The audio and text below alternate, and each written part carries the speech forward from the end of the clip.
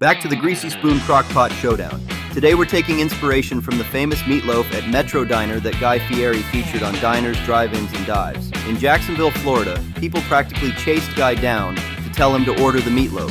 Think about that for a second. Of all the foods in America, somebody's favorite thing was meatloaf. Not ribs, not steak, not a giant burger with 12 things hanging off it. Meatloaf. That's like hearing somebody say their favorite vacation destination is the DMV. But then Guy tried it and immediately understood what all the fuss was about. The Metro Diner version combines vegetables, 3 different meats, simple seasonings, and a crust that gets finished on the flat top. It is the kind of comfort food that reminds you why diners exist in the first place. Today we're taking that idea and doing what any reasonable person would do. We're putting it in a crock pot and stacking it with potatoes. Because if meatloaf is comforting, then meatloaf layered with buttery scalloped potatoes is basically a weighted blanket you can eat.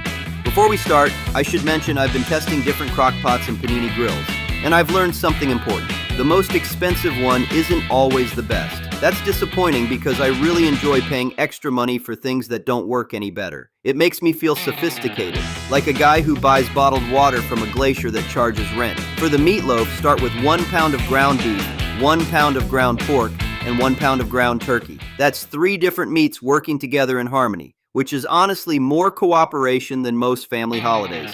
Then add 2 carrots, 2 celery stalks, 8 ounces of mushrooms, and 1 medium onion. Blend them until they're tiny. Metro Diner calls them no intrusive chunks. That's a great phrase.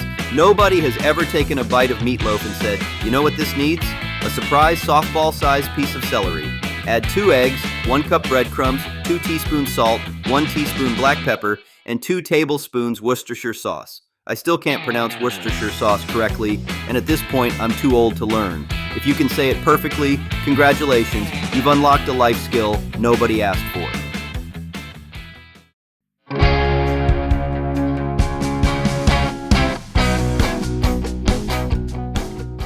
For the potatoes, thinly slice 4 large russet potatoes just like scalloped potatoes.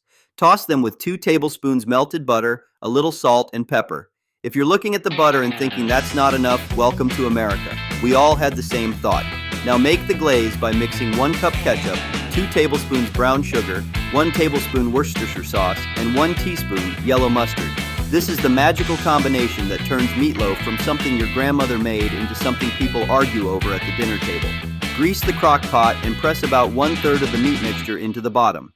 Then add a full layer of potatoes. Then another layer of meatloaf. Then more potatoes, then more meatloaf. Keep stacking layers until everything is used up. By the end, it looks less like dinner and more like an engineering project. Spread the glaze over the top.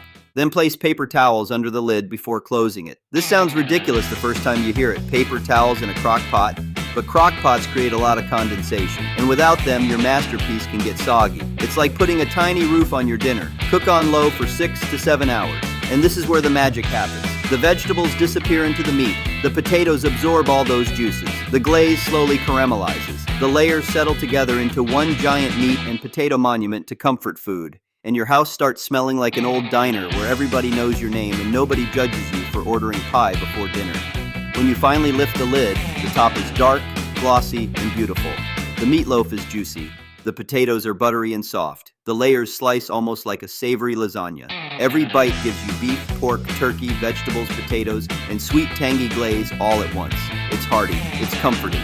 It's the kind of meal that makes you immediately start calculating how much is left for tomorrow. No fancy equipment, no restaurant kitchen, just a crock pot, a pile of potatoes, 3 kinds of meat, and enough comfort food to make you forget about whatever was bothering you for at least a few minutes. And honestly, that's not a bad deal.